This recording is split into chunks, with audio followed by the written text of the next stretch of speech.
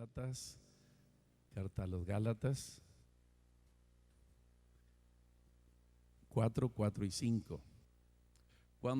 Pero cuando vino el cumplimiento del tiempo, Dios envió a su Hijo, nacido de mujer y nacido bajo la ley, para que redimiese a los que estaban bajo la ley, a fin de que recibiésemos la adopción de hijos. Le hemos titulado este mensaje ¿hijos o esclavos? Vamos a ver en dónde vamos a calificarnos. Es muy importante, una vez más, no ignorar las Escrituras. Jesús, en primer lugar, vino a los judíos, este pueblo rebelde, este pueblo que no lo aceptó. Vino a ellos primeramente. La Escritura en Juan 1:11 nos dice, hermano, que a lo suyo vino y los suyos no lo recibieron. Entonces ahí es donde estamos viendo cómo el Señor tenía un propósito. Él desde Génesis 3:15 tenía un gran propósito de mandar a la simiente de la mujer, y este es Cristo Jesús. Pero dice que cuando llega el tiempo, el Señor Jesucristo, ¿verdad?, vino al tiempo en que Dios pensó que ya era en sí su tiempo. Y no que haya llegado tarde o que haya llegado muy apresuradamente, sino es al tiempo de Dios, al tiempo de Dios. Y una vez más, nunca llega tarde, ni tampoco se anticipa. Es exactamente la precisión de Dios, o sea, el tiempo adecuado, ¿verdad? Y es lo que estamos viendo ahí en Gálatas. Pero mire en Romanos 11:11 lo que nos habla también, ¿verdad? ¿Por qué exactamente entramos nosotros como no judíos? Y la Biblia nos llama gentiles. Gentiles, así habla al no judío. Digo pues, han tropezado los de Israel para que cayesen, o sea, para que no se levanten, para que no procedan a arrepentimiento. Y realmente no, en ninguna manera, dice, pero por su transgresión, por su pecado, por su en sí rebeldía, vino la salvación a los gentiles para provocarles a celos. Vamos para ir entendiendo exactamente cómo está en parte la historia de todo esto que está aconteciendo. Ellos no quisieron, los judíos, aceptar esa salvación que era por medio de nuestro Señor Jesucristo. El Señor dice, cuando se llegó el tiempo, Dios envió a su único hijo, ¿verdad?, nacido de mujer bajo la ley, dice Gálatas 4:4. Pero esta gente, una vez más, que estaban en la promesa, no quisieron aceptarlo. Atribuyeron mucho, ¿verdad?, también a los líderes del sacerdocio, de todos aquellos que estaban como dirigentes. Se les iba a caer su circo, se les iba a caer sus ingresos, y realmente porque no estaban enseñando al pueblo como el Señor lo había mandado. Y dice la palabra ahí volvemos una vez más a Gálatas 4:5, ¿verdad?, que el gran propósito del Señor para enviar al Señor Jesucristo fueron dos cosas. Primero, dice, hermano, que para que redimiese a los que estaban bajo la ley. La ley es el ayo, es el maestro que nos llevaba a un entendimiento de que estábamos en pecado, pero no nos salvaba. La ley no te salva. Y hay muchas personas que quieren regresar hoy en día a la ley, pero realmente la ley solamente te dice que estás en pecado. No robarás, no matarás, no desearás la mujer de tu prójimo, no mentirás. Todo eso, esta es la ley que te está diciendo qué es lo que tienes que hacer, pero no te salva. En el tiempo de nuestro Señor Jesucristo, Él sí salva. Se llama el tiempo de la gracia. Cuando acaba la dispensación de la ley, viene el tiempo de la gracia. Y entonces ahí es donde empieza con el Señor Jesucristo. Y habla exactamente, el tiempo de la gracia es cuando Él viene, ¿verdad? Gloria a Dios. Y ahí es donde nosotros entramos como gentiles o como no judíos, para no llamarle gentiles, como no judíos. No éramos judíos, no somos judíos, ¿verdad? Pero en sí, por la misericordia de Dios, entramos nosotros ¿Todo por qué? Porque aceptamos a nuestro Señor Jesucristo, lo aceptamos como enviado de Él. Dice para que redimiese, para que redimiese. Redimir es pagar un precio para rescatar a alguien. Entonces quiere decir que nosotros estábamos esclavizados en el pecado, no podíamos salir. Por eso en sí el título del el tema, ¿verdad?, habla de hijos o esclavos. ¿En dónde estamos exactamente nosotros? Si no estamos como hijos o estamos como esclavos todavía, pensando que por la ley vamos a ser salvos, y esto jamás se va a poder. Entonces, por eso es exactamente el tema de este mensaje, para valorizar lo que el Señor Jesucristo hizo por cada uno de nosotros. Y dice redimir, ¿verdad? Y es rescatar de esclavitud al cautivo mediante precio. Y usted me puede decir, yo nunca me consideré esclavo. También allá los judíos, cuando el Señor les dijo esto, dice, nosotros no somos esclavos, nosotros somos hijos de Abraham. Si fueran hijos de Abraham, ¿verdad?, no tratarían de matarme, y ustedes desean matarme.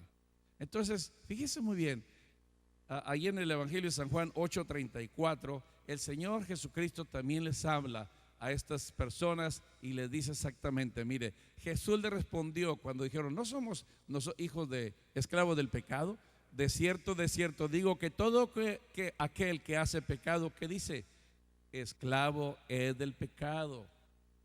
Si estamos día con día pecando, o nuestro corazón está inclinado al pecado, cuidado, estamos esclavizados, dice la Escritura.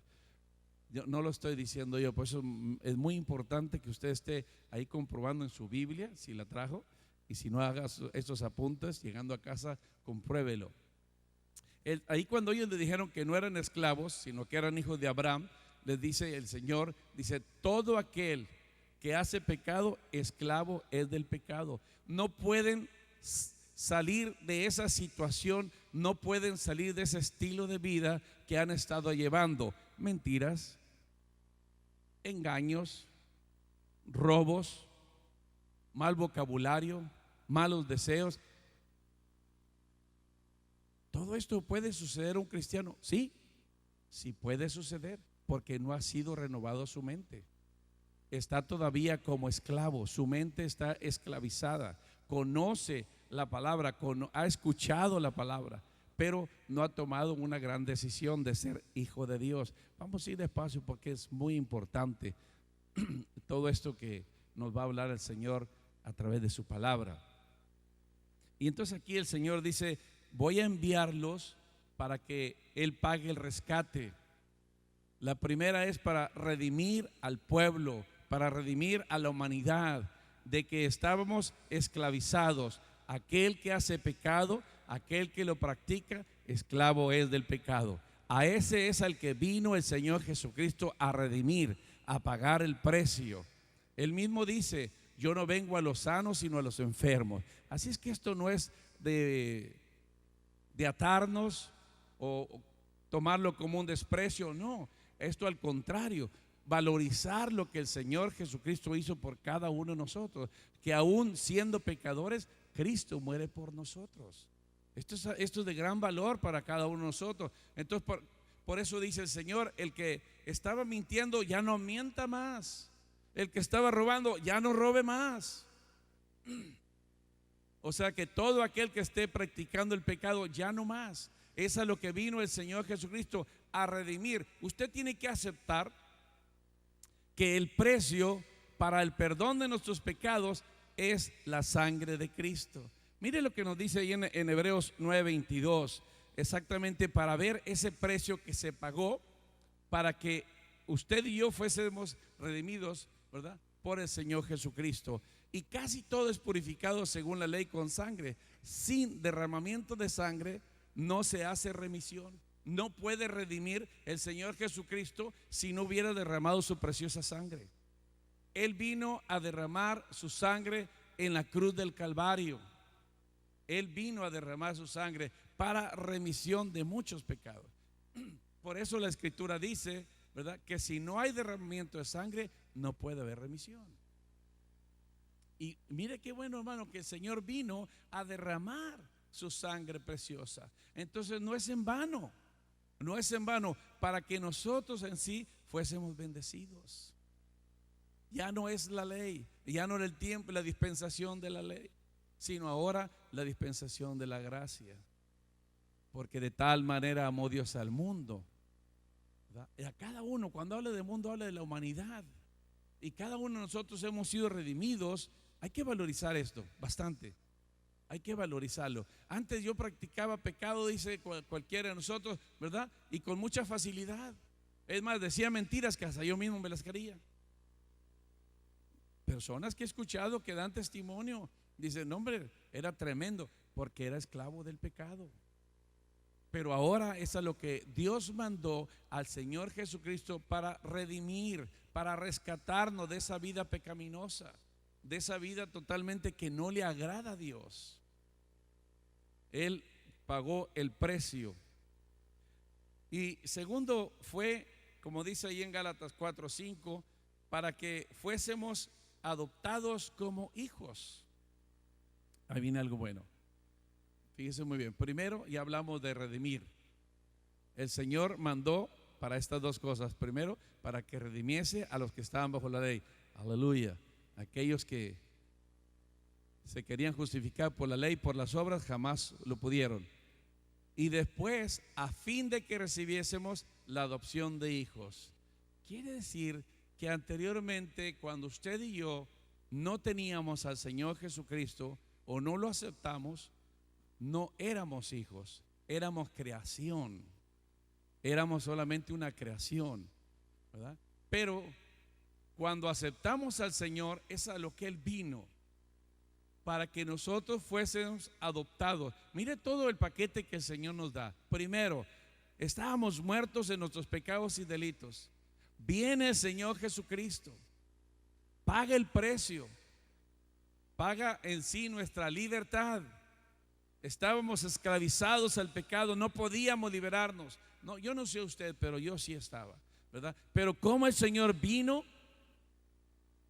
y nos libera y nos da el poder para que el pecado no tome en sí nuestras almas como esclavos, sino que ahora somos libres. Podemos nosotros sacudirnos, todo peso de pecado. Ya no tiene nada que hacer el pecado conmigo.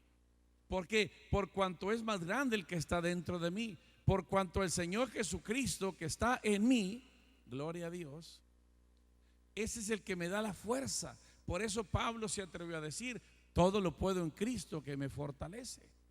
Porque ya no vivo yo, más vive Cristo en mí. Ahora podemos decir que sí puedo vivir en santidad, sí puedo vivir como hijos. Aparte, la segunda cosa que el Señor vino, aparte de rescatar mi alma, vino para que yo fuese adoptado como hijo de Dios. Oye, hermano, qué bendición tan grande. Mire todo lo que el amor de Dios, cómo se manifiesta.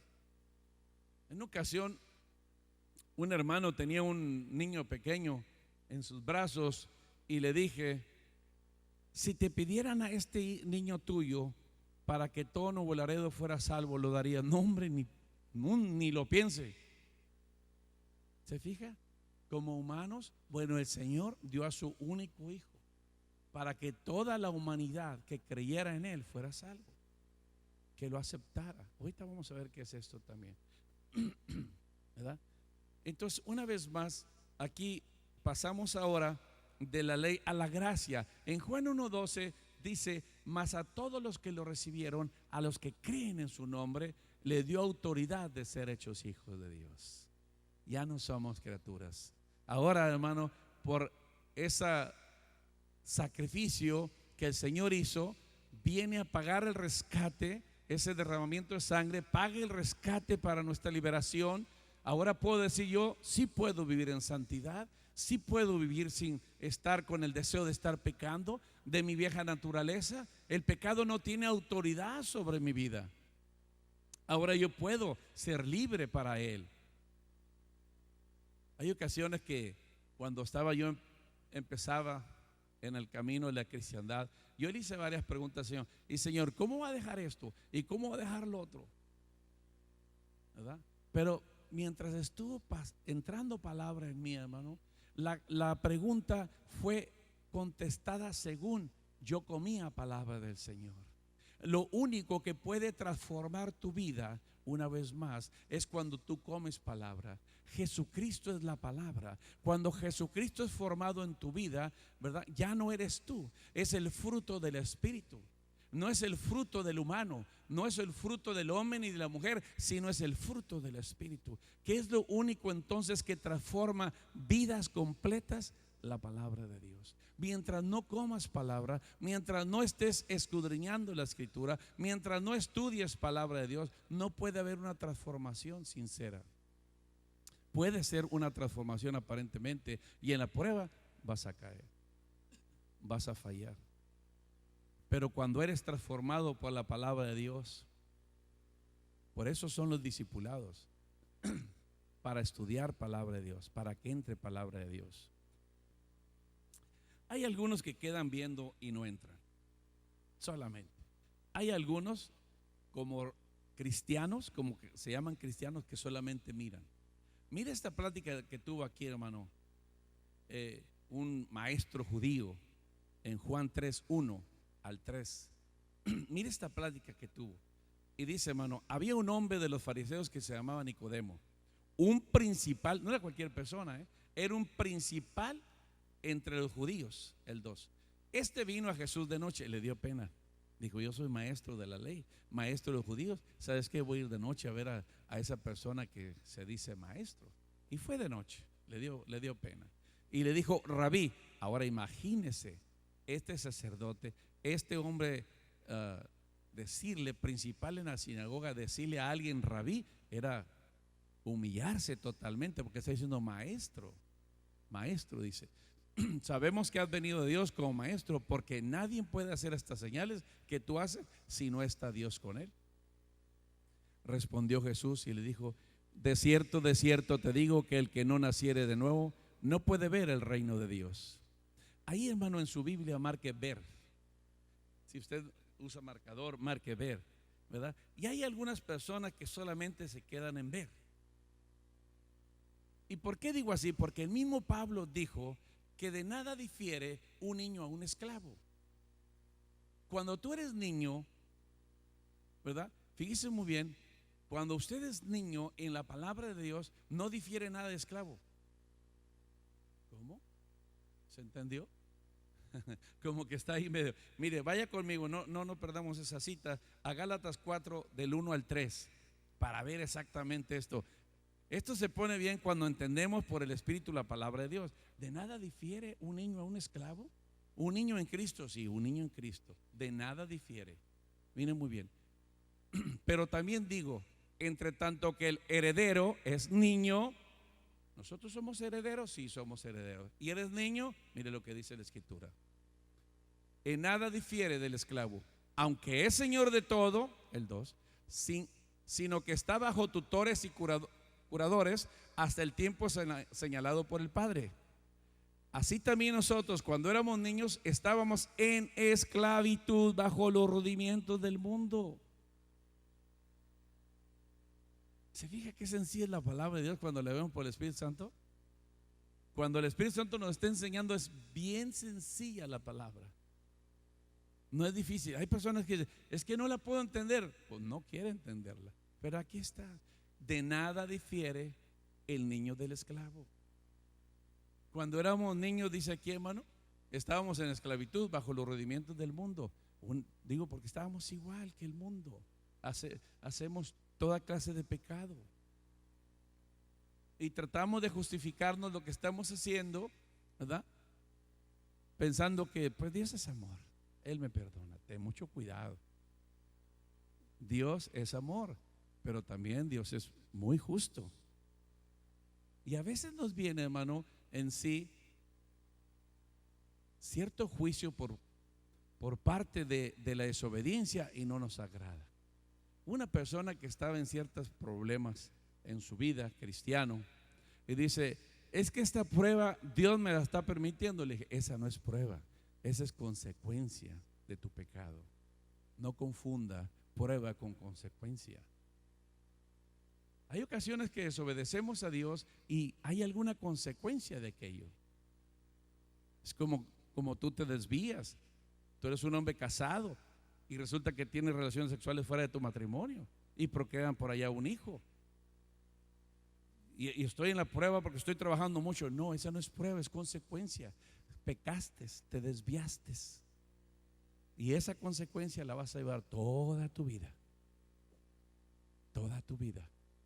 Qué tremendo esto. Entonces fíjese muy bien, vamos a regresar una vez más, gloria a Dios, a lo que estábamos hablando. Que el niño de nada difiere del esclavo. Lo estamos viendo en la misma palabra de Dios. Por eso el Señor Jesucristo le dijo: de cierto te digo que si no nacieres de nuevo, no verás. Pero el Señor no se quedó ahí. Mira el versículo 4, vamos a Juan 3:4, ¿verdad? ¿Cómo le dice? Nicodemo le pregunta: ¿cómo puede un hombre nacer siendo viejo? Ay, Nicodemo.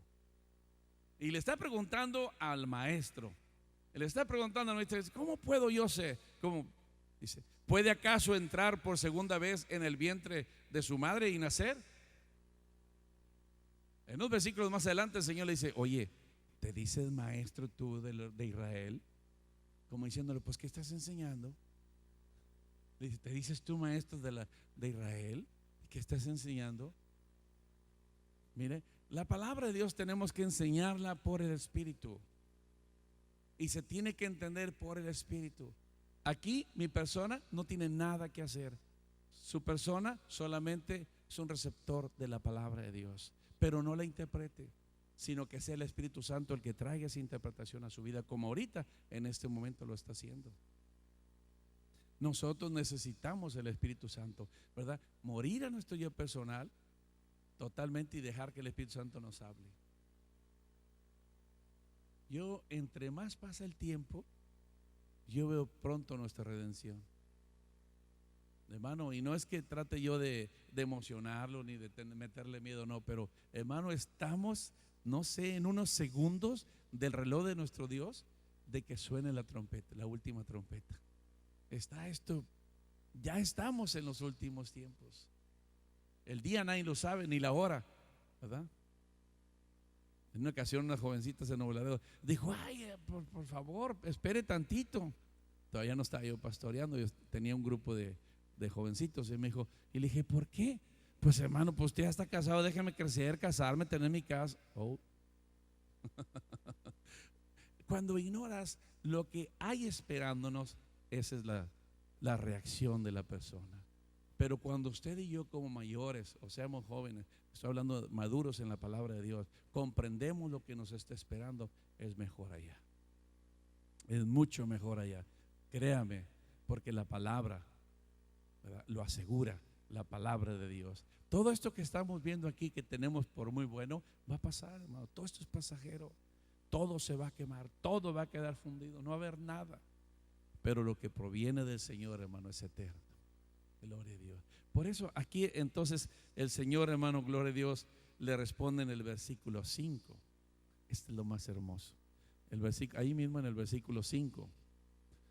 3:5. Respondió Jesús, aquella pregunta medio niño, de un niño: de cierto te digo que el que no naciere de agua y del Espíritu no puede entrar, marca entrar, en el reino de Dios. ¿Se fija? No es lo mismo ver que entrar. Y muchos se quedan viendo: oye, qué tremendo, estoy viendo cómo el Señor hace milagros, estoy viendo cómo el Señor transforma estas vidas de las personas, estoy viendo, qué bueno, pero tú, ¿cuándo vas a entrar? Esto es lo más importante. Estamos en los últimos tiempos. Ya no mires, ahora participa, entra al reino de Dios. Entra al reino de Dios, que es lo que el Señor quiere de cada uno de nosotros. Que entremos, aleluya. No solamente nos quedamos en ver. Qué bueno que la primera vez usted vino, ¿verdad? Vio cómo se goza en el Espíritu, cómo se alaba, cómo se adora, cómo se glorifica. Yo me burlaba en Nuevo Laredo, hermano, cuando llevaba a mamá en ciertas reuniones. Decía: mire estos fanáticos levantando las manos y torciendo la lengua. Decía yo, porque solamente los veía. Pero cuando yo entré, Uy, hermano, ¿qué cree? Yo era más fanático que ellos. Hasta la fecha, hermano, y no me arrepiento. No me arrepiento porque tiene que entrar la palabra. Tiene que entrar la palabra y es la que transforma.